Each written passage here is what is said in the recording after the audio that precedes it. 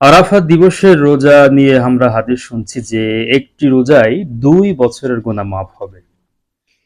এই সেই ২ বছরের গুনাহ, বিগত ১ বছরের গুনাহ এবং সামনে ১ বছরের গুনাহ, ২ বছরের গুনাহ মাফ হবে। এ সম্পর্কে অনেকেই অনেক কথা বলছেন। কেউ বলছেন যে আসলেই হবে কিনা। দেখুন, এই হাদিসটা সহিহ মুসলিমের ১১৬২ নম্বর হাদিস, যে আরাফা দিবসের রোজায় ২ বছরের গুনাহ মাফ হয়। হাদিসটি সহিহ। তো এজন্য আমরা চেষ্টা করব এই আরাফা দিবসে রোজা রাখা। এটি কবে রাখবো? ঈদের আগের দিন, অর্থাৎ বাংলাদেশে রবিবার। রবিবার আরাফা দিন, এদিন আমরা রোজা রাখবো। এই রোজায় ২ বছরের গুনাহ মাফ হবে। এখন যদি কেউ মনে করে যে যেহেতু ২ বছরের গুনাহ মাফ আমি পাচ্ছি, সেহেতু আমি আমার ইচ্ছে মতো আমি গুনাহ করতেই থাকবো, যেহেতু একটি রোজা আরাফা দিবস আমি করেছি, আমার তো